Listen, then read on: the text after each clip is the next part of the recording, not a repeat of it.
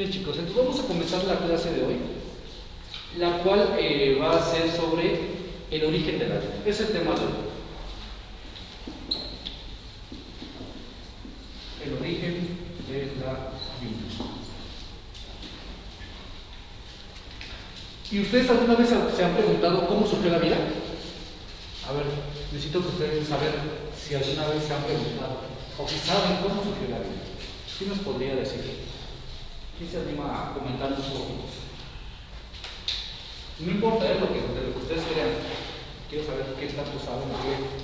Si alguna vez han tenido esa curiosidad por saber cómo surgió la vida. A ver, piénsenle. ¿Cómo habrá surgido la vida? De alguna forma tuvo que haber salido, ¿no?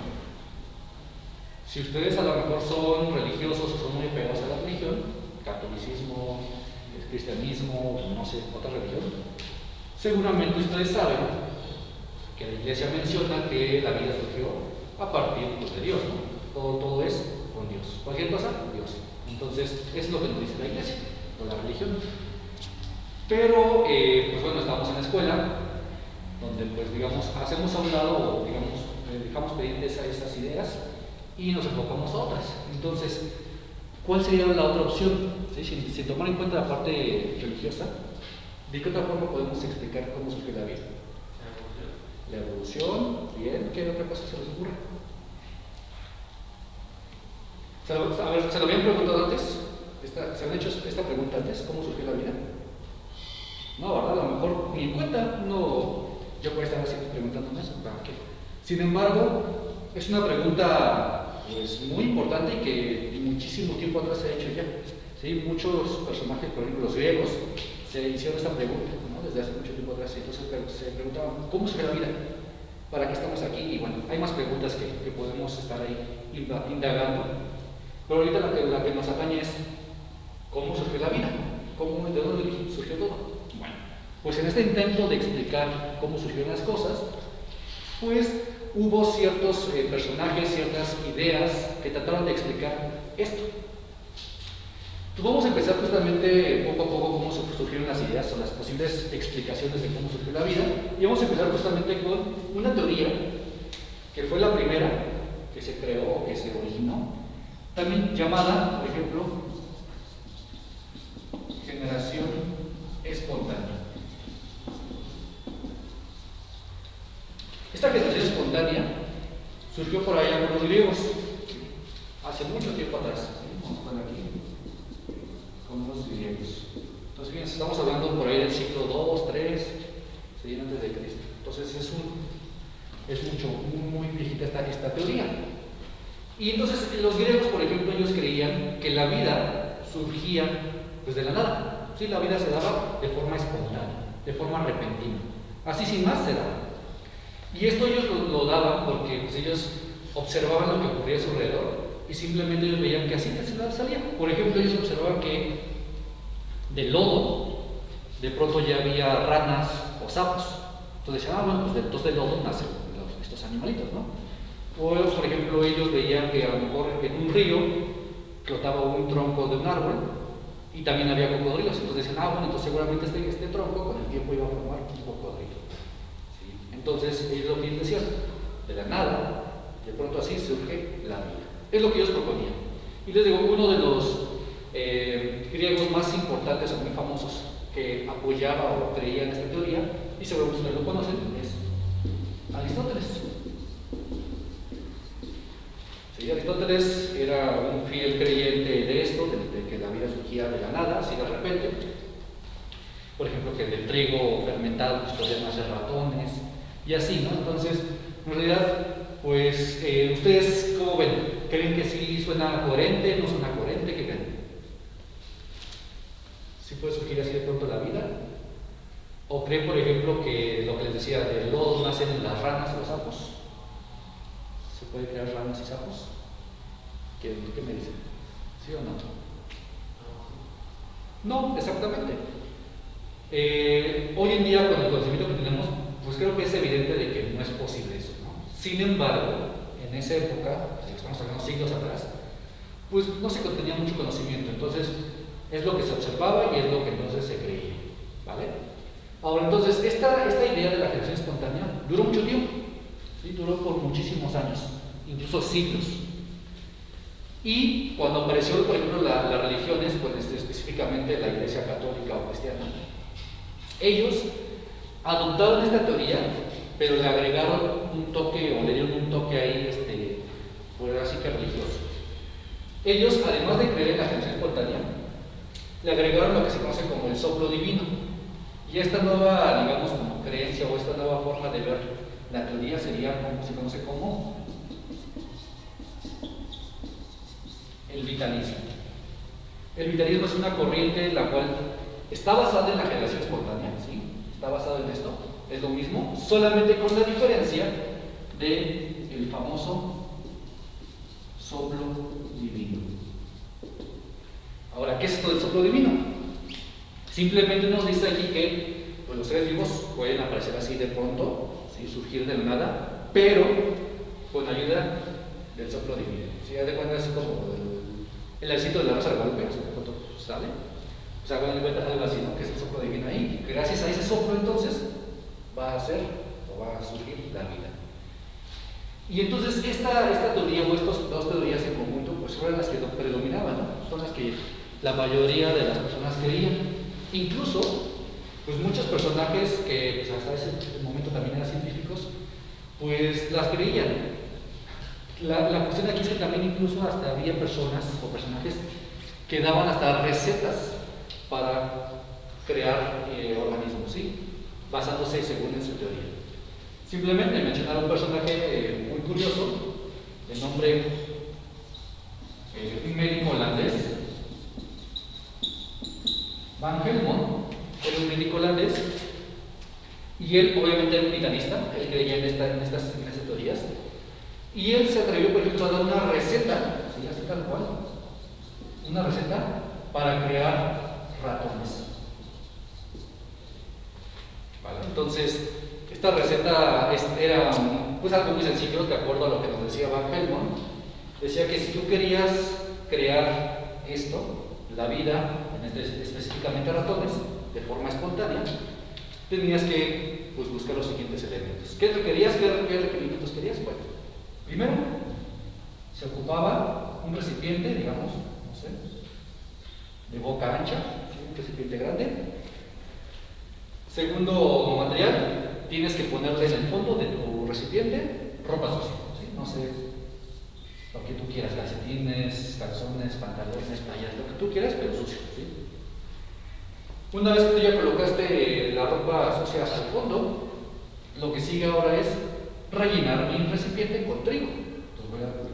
Entonces tienes que rellenar todo esto con trigo. Llenarlo de trigo. ¿Vale? Una vez que ya le echaste el trigo, lo que sigue ahora, o lo que tienes que hacer es guardarlo en un lugar ahí oscuro, solitario, por 21 días. Pasando los 21 días, vas a ver tu recipiente y ¿qué creen que van a encontrar? ¿Qué creen que se van a crear? Ratones. Ratones, exactamente. Y aquí mágicamente había ratoncitos. ¿Vale? Ahora, ¿creen que sea posible esto? ¿Sí?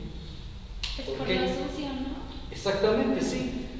Hoy en día podemos ver el por qué sí, porque obviamente es bastante obvio. Si yo dejo ropa sucia y además les dejo comida y está en un lugar solitario y todo eso, pues va a llamar la atención de los ratones. Obviamente todos los ratoncitos van a oler, van a entrar aquí, tienen comida, están todo a gusto, entonces va a haber muchos ratoncitos aquí alimentándose entre ellos. No es que se haya creado de forma mágica o por generación espontánea, sino más bien es por estas cuestiones, ¿no? Sin embargo, en esa época, pues ellos decían, bueno, así yo creo ratones mágicamente como por generación espontánea. ¿Vale? Entonces, fíjense cómo eran las ideas medio raras, pero era lo que se creía en ese momento, era lo que se creía con esas situaciones que había, ¿no? Y así como había para crear ratones, había para otras más, para otros seres vivos. Pero, así como había gente que creía en esas teorías que podríamos pensar ahorita descabelladas, había también gente que en realidad no lo creía, que podían dudar todo esto. Y uno de ellos, uno muy famoso, llamado Francisco Rey, que a lo mejor lo habrán escuchado. Francisco Redi era un científico italiano que en realidad pues, no creía en esto parte de la generación espontánea. Él no creía que así de la nada naciera la vida. Tenía que haber otro mecanismo, ¿vieron? Tenía que haber otros factores que determinan esto. Entonces él quiso demostrar, por ejemplo, de que de la carne no nacen gusanos o moscas. Porque es lo que se creía antes, que la carne, un cacho de carne podría generar moscas y gusanos. Entonces, Redi quiso demostrarlo con un experimento sencillo, pero muy práctico. ¿Qué es lo que hizo Redi? Bueno, para empezar, tenía 3 recipientes, 3 frascos. En cada frasco colocó un trozo de carne. Aquí puso un trozo de carne. Imagínense aquí, no sé, carne. Imagínense que esto es carne, ¿no? Aquí ponemos otro cacho de carne y otro cacho de carne. Lo que ustedes quieran, la carne que ustedes gusten. Ahora, lo siguiente que hizo Redi fue el primer recipiente lo dejó vacío, libre, lo dejó destapado, abierto. Al segundo frasco le puso o lo tapó con una gasa, con una tela. Y aquí le puso una telita. ¿Vale? Una gasa. Y el último recipiente lo selló por completo. ¿Sí? Ese sí lo tapó por completo, le puso su tapita y ensayado. Entonces, esto lo dejó reposar por cierto tiempo, por ciertos días. Y después al regresar a revisar sus muestras, ¿cómo creen que encontró el primer frasco? ¿Cómo estaba el primer frasco? ¿Con muchas moscas? Exactamente, había aquí mosquitas. Vamos a ponerlo por eso. Había mosquitas por aquí entrando, saliendo. Aquí andaban pululando aquí las moscas, ¿no? Y la carne también tenía muchos gusanos, tenía huevecillos, gusanos por acá. Estaba infestada de moscas y gusanos. ¿Okay? Esta carne. El segundo frasco, ¿cómo estaría? Cuando él observa, se da cuenta que la carne como tal está intacta. Obviamente, pues, a lo mejor se deshidrató o lo que sea, ¿no? Pero hablando de las moscas y demás, no tiene nada. Solamente él observó que en la gasa, arriba en la telita, ahí es donde estaban los gusanos, los huevecillos, las moscas por ahí tratando de ingresar. Pero era afuera, no adentro. Y el último frasco, ¿qué creen que había? Nada. No había restos o signos de moscas o de gusanos o de huevecillos. Estaba limpio. Entonces, ¿ustedes qué podrían concluir con este experimento? ¿La carne produce moscas y gusanos? ¿O qué pasa? ¿Qué podemos decir? Pues las moscas vienen solitas hacia lo que les atrae, ¿no? Exactamente. Como tal, no es que la carne genere vida por sí sola, por generación espontánea o por principio divino, no. Más bien lo que sucede aquí es que las moscas buscan dónde dejar sus huevecillos.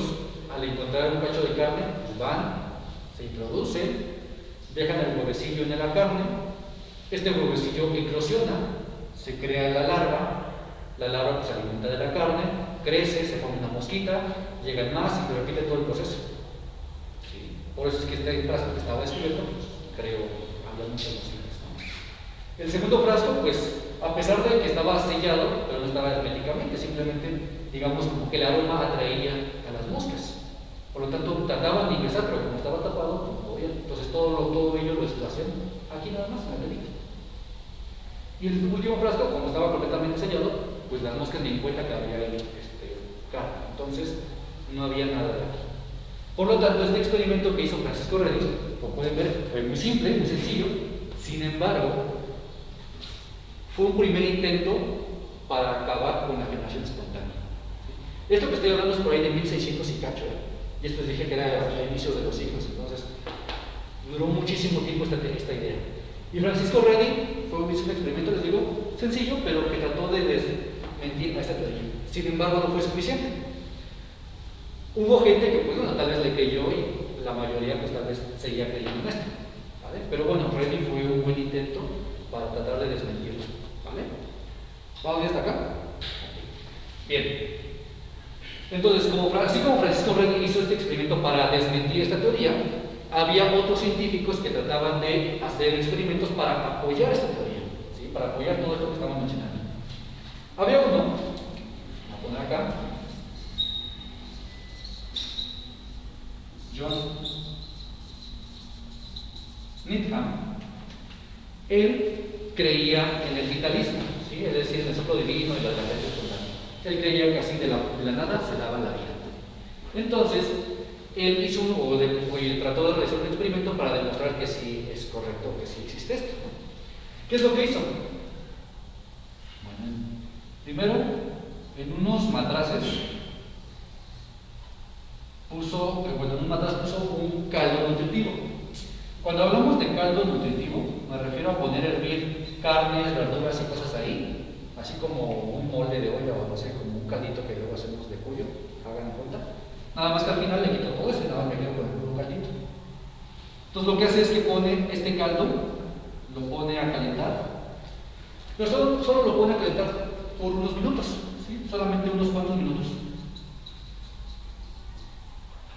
Después de que pone a calentar este caldo nutritivo, según él, para esterilizar, porque digamos que en la época en la que estaba ya se sabía que podría infectarse y demás, entonces él, para demostrar que sí seguía siendo esto posible, dice que lo desinfectó, eliminó los bichitos que había aquí, pero solamente lo hizo por unos minutitos. Después de que se enfrió este recipiente o este matraz, les digo, lo dejó enfriar por unas horas, no sé. Y una vez que reposó este caldo, poco a poco empezó a generarse microorganismos, empezaron a crear colonias de bacterias o de otros bichitos, ¿no? Y él decía que, pues a pesar de que según él desinfectó este caldo, aún así se seguía generando vida, y eso es porque él, al dejar abierto este frasco, permitía la entrada del soplo divino. Entonces, cuando el soplo divino entra en contacto con el caldo, pues eso permite entonces que se genere la vida, gracias a este soplo divino. Entonces se crea de la nada la vida. Entonces este experimento que hizo Needham, pues fue para tratar de apoyar a esta teoría, ¿vale? Sin embargo, cuando él publica sus resultados, algunos no le creían, algunos decían, hubo varios errores ahí, voy a recrearlo. Si ustedes recuerdan cuando vimos lo de ciencia, bueno, no lo vi con ustedes directamente, pero una de las características de la ciencia es que puede ser verificable.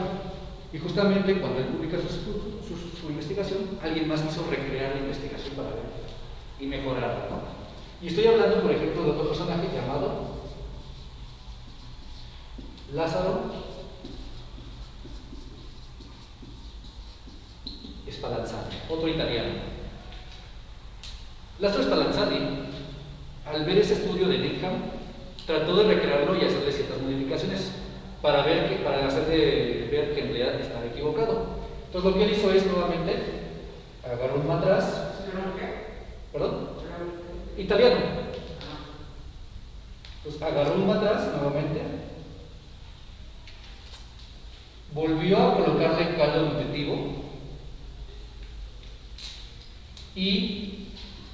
pero bueno, aquí la primera diferencia que hizo es que él lo puso a calentar, pero por mayor tiempo. ¿Sí? Él sí le dio un hervor suficiente. Aquí nada más fue unos 4 minutos, digamos unos 2-3 minutos. Aquí fue completamente más el tiempo, ¿no? Fue a lo mejor 1 hora para que este caldo sirviera por completo. Él decía porque él argumentaba a este personaje que el hervor o la desinfección que le dio no fue suficiente, no mató a todos los organismos. En cambio, él, al darle un mayor hervor, pues asegura que se maten o se mueran todos los microorganismos.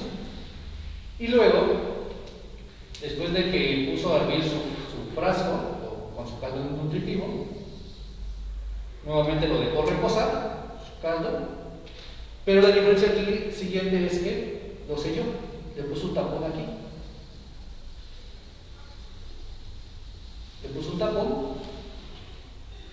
Y después de pasar tiempo, el caldo seguía intacto, no tenía ningún bichito por ahí creciendo, ¿sí? Estaba limpio. Entonces él decía que lo que pasaba es que al darle un mayor hervor, pues aseguró eliminar todos los contaminantes, y además al sellar el frasco, pues no permitió que entren más contaminantes, y por lo tanto mi frasco frasco permanece estéril. ¿Vale?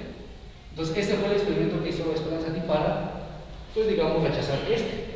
Pero hubo mucha crítica hacia él, porque decían que al darle un hervor excesivo y al tapar el frasquito, pues no permitió la entrada de este famoso soplo divino. Entonces, al no poder entrar, no se pudo generar vida. Por eso a él no se le dio nada.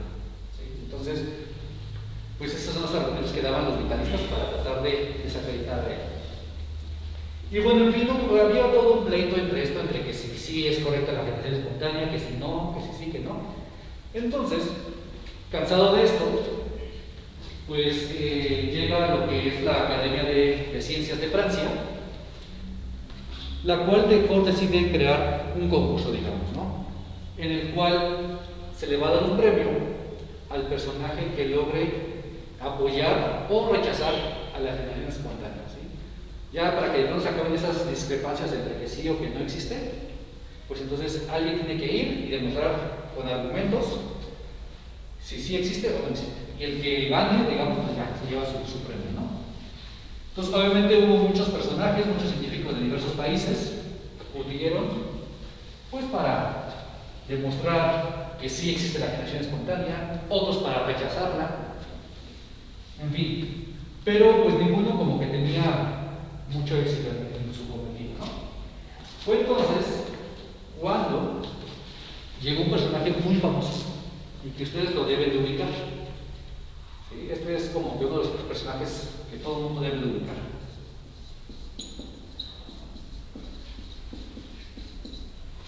Louis Pasteur.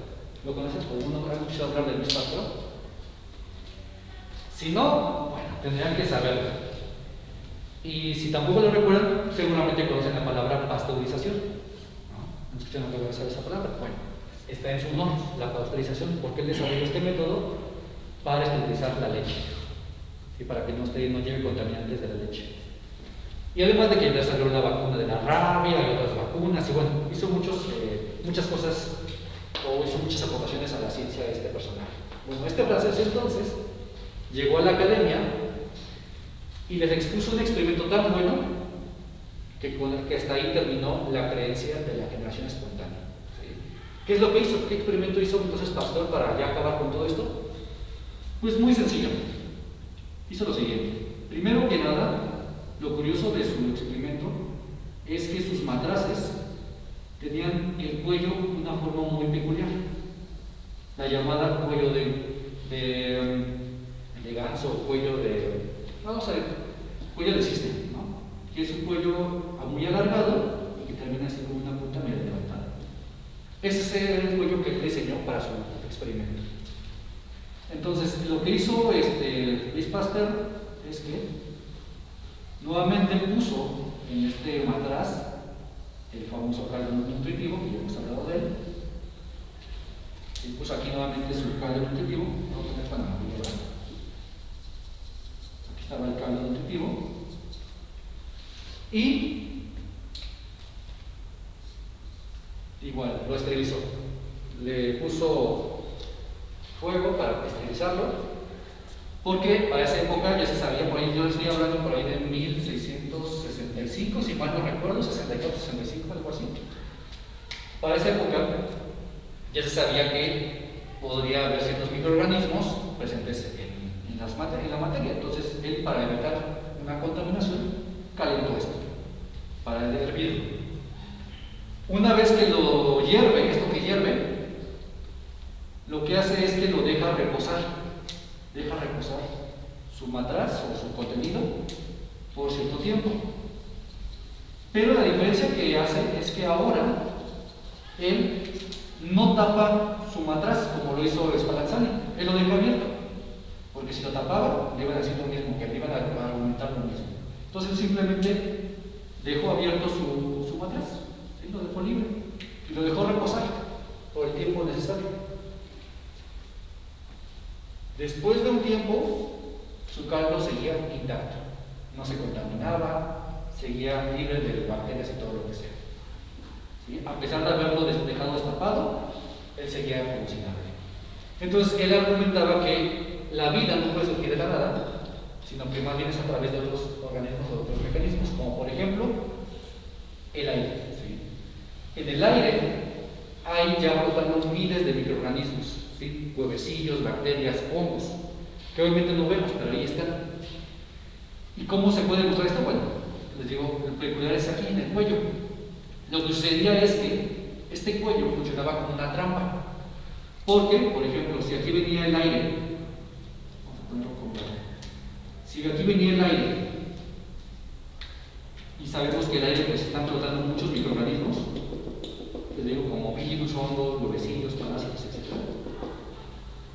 Entonces, cuando el aire entraba por acá, lo que sucedía aquí es que este cuellito funcionaba como una trampa, de forma que el aire podía pasar libremente, llegar hasta acá, pero en el cuello se quedaban atorados los bichitos, de forma que el aire pasaba libre de contaminantes hasta acá. Entonces, el caldito pues nunca se infectaba, a pesar de que estaba destapado, no se contaminaba. Y para corroborar que lo que él estaba haciendo era correcto, pues simplemente es que volteó su matraz de forma que el líquido tocara el cuello, y después de un rato, ahora sí, se empezó a contaminar su carne. Otro matraz que tenía ya preparado, incluso también lo que hizo es cortó el matraz así de su cuello y permitió que el aire entrara directamente, y nuevamente ese matraz también se contaminó. Entonces, con este experimento demostró que la generación espontánea no es posible, que la vida prácticamente proviene de otros microorganismos, de otros seres vivos, no viene así de la nada. ¿Vale? Entonces, fíjense, hasta 1665 es cuando se deja de creer en la generación espontánea. ¿Sí? ¿Vamos bien hasta acá? Ok. Ahora, siguiente pregunta. Si la generación espontánea ya me acaban de decir que no es correcta, entonces, ¿cómo surge la vida? Entonces, ¿qué otra explicación podemos dar?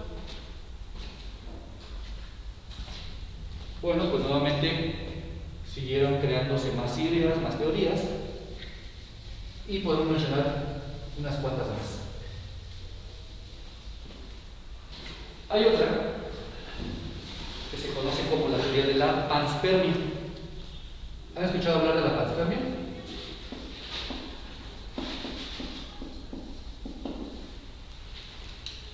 La panspermia la definió o la propuso un químico, si mal no recuerdo se llama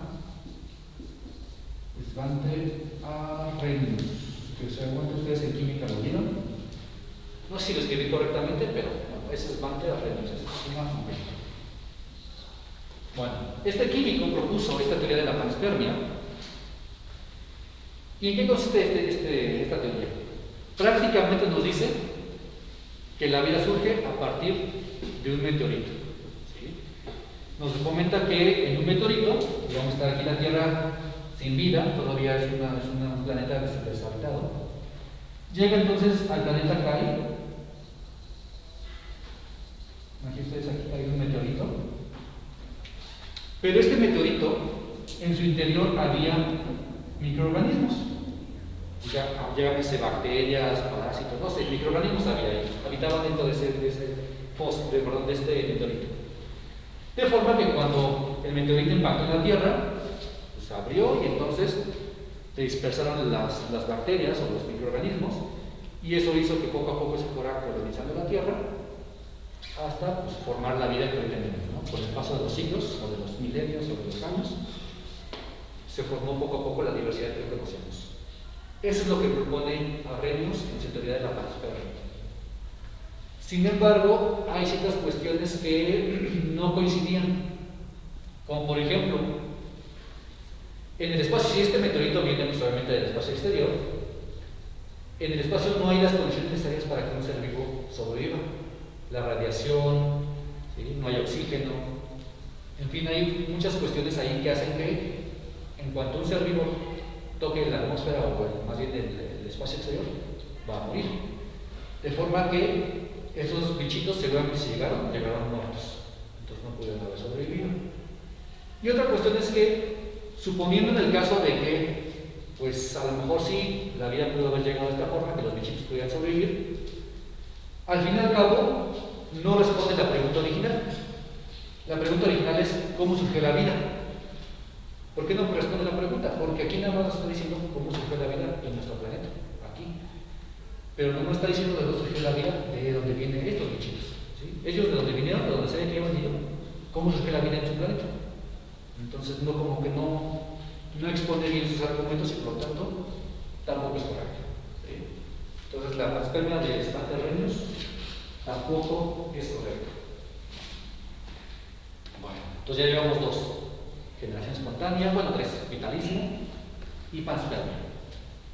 Y ninguna de ellas todavía es correcta. Entonces, ¿cuál será? Fue hasta por ahí de 1904 o algo así, más o menos, no recuerdo la fecha exacta, pero por ahí de inicios de 1900, ese es un hecho, llegó una nueva teoría, la cual por el momento es la más aceptada por la comunidad científica. Se llama la teoría quimiosintética. Fue propuesta por dos personajes, por Oparin y por Haldane. Sí, primero fue propuesta por Oparin, Alexander Ivanovich Oparin, un ruso, y después por John Haldane, que es un estadounidense, fue reafirmada. Entonces, se le atribuye a ellos dos esta teoría. ¿Y en qué consiste esta teoría? Bueno, para poder comprender esta teoría, es necesario que ustedes se imaginen una Tierra primitiva que tiene poco que se enfrió, ¿sí? Porque recordemos que cómo se formó la Tierra, a partir de muchos meteoritos que se fueron golpeando entre ellos, se formó una gran masa. Esa masa estaba calientísima de tanto golpe que estaba ahí dándose. Entonces, y poco a poco se fue enfriando hasta que bueno, ya se logró una Tierra primitiva más fría, pero obviamente no había pues vida todavía. Entonces imagínense, es una tierra donde pues, a lo mejor había por aquí una montaña, había un mar primitivo. No, ese mar solamente estaba ahí, no había nada de vida, la atmósfera todavía no se creaba, por lo tanto la radiación,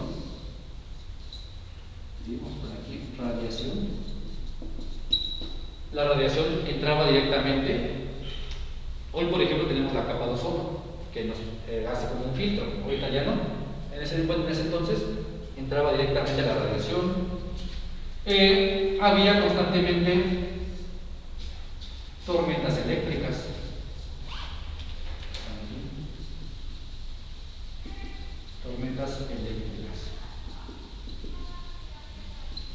El aire, por ejemplo, en el aire no había oxígeno todavía, había otro tipo de gases. Había, por ejemplo, amoníaco, dióxido de carbono, vapor de agua. ¿Sí? ¿Qué más podemos poner? Había hidrógeno. ¿Sí? En fin, había gases que no había oxígeno, ¿no? También se me olvidó decirles que pues, había constantemente erupciones volcánicas.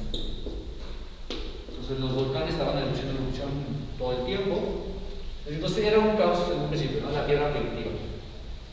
Pero todos estos factores, los gases que había en el aire, el agua, el calor de las erupciones, la radiación, todo esto influyó para que estos gases junto con todo esto prácticamente se deshicieran y se volvieran a formar en otra cosa. Todo eso que se formó al final fue a parar al mar, ¿sí? Formando moléculas orgánicas. Cuando hablamos de moléculas orgánicas, me refiero, por ejemplo, a proteínas, carbohidratos, lípidos, ácidos nucleicos. Y por si no lo saben, ácidos nucleicos es ADN y ARN. Entonces, de todo esto se formaron moléculas orgánicas que se fueron poco a poco acumulando aquí en el mar. ¿Sí? Entonces, todo ese tipo de cosas, estas moléculas orgánicas, con el paso de los siglos o de los miles de años, se fueron poco a poco juntando molécula por molécula. Imagínense como Imagínense que aquí es como una gota de aceite que se va juntando con otras gotitas. ¿Sí? Ya esa es una molécula orgánica más compleja. A esta estructura se le conoció después como se le llama coacervado, que no es más que un complejo molecular, ¿sí? Son moléculas ya más sólidas. Después, con el paso igual de los miles de años, se empezó a formar ya un organismo, bueno, un primer preorganismo que ya tenía incluso como una primitiva membrana por ahí que lo protegía, tenía por aquí igual como tipo ADN, y tenía una otra cosilla por ahí. Y este se le conoce como un protobionte. Es una primera pre-célula. Si todavía no es una célula, pero es algo previo. Después, conforme va pasando esto, como por ejemplo se come la evolución de todo esto, se va formando ahora sí una célula. Por ejemplo, así ya una célula con su ADN, sus estructuras, bla, bla, todo esto. Ya se formó ahora sí una primera célula. Que la primera célula que apareció es la célula procariota, es decir, bacterias. ¿Vale? Y ya por último, después de igual mucho tiempo, se empezó así a formar la última célula que conocemos actualmente. Bueno, ahí más o menos. Imagínense que es una célula. La célula eucariota, la cual da origen a toda la diversidad de seres vivos que conocemos. Nosotros, los perros, las plantas, toda la diversidad que hay. Por ejemplo, la mayoría de cosas que ustedes observan como seres vivos tienen como base células eucariotas. Entonces, fíjense cómo es que empezamos a partir de una tierra primitiva, poco a poco se fue pasando esto hasta llegar a lo que conocemos hoy. Y entonces esta teoría es la aceptada, digamos, por la mayoría de la comunidad científica y tiene una, digamos, está verificada. ¿Sí? No es así como que alguien lo dijo, se le ocurrió y ya. Sino más bien en un laboratorio, unos científicos Miller y Urey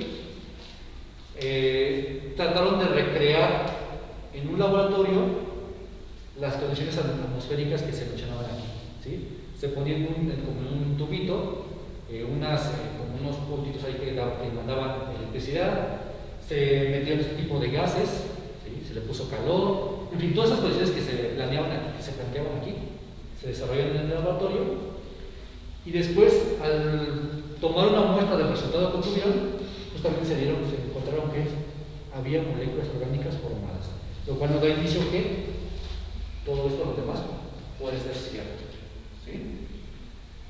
Entonces, es la teoría actualmente correcta. Hay otra, por ejemplo, se llama la teoría hidrotermal, que es muy similar a esta. La diferencia es que todo ocurre en el fondo del mar. En el fondo del mar hay, imagínense, como volcanes internos que están lanzando siempre pues, muchos ácidos y sustancias ahí, que posiblemente fue ahí en el fondo del mar donde surgió, se formó toda esta cosa que estamos mencionando. Pero es muy similar a lo que estamos mencionando, ¿vale? Ahora, ¿dudas, preguntas con esta teoría de la quimiosintética? ¿No? Perfecto. Entonces, pues ahora ya saben cómo surgió la vida. ¿Sí? Surgió a partir de todos esos procesos químicos o físico-químicos en la Tierra primitiva. ¿Vale? Bueno, chicos, entonces esa fue prácticamente la clase de hoy. La idea es que ustedes conocieran cómo surgió la vida, que conocieran las diferentes teorías que había o ideas que había sobre estos temas, y cómo es que, por ejemplo, con ayuda del método científico que estuvimos hablando en otra clase, pudimos ir poco a poco logrando pues, desmentir ideas y crear nuevas teorías. ¿Vale?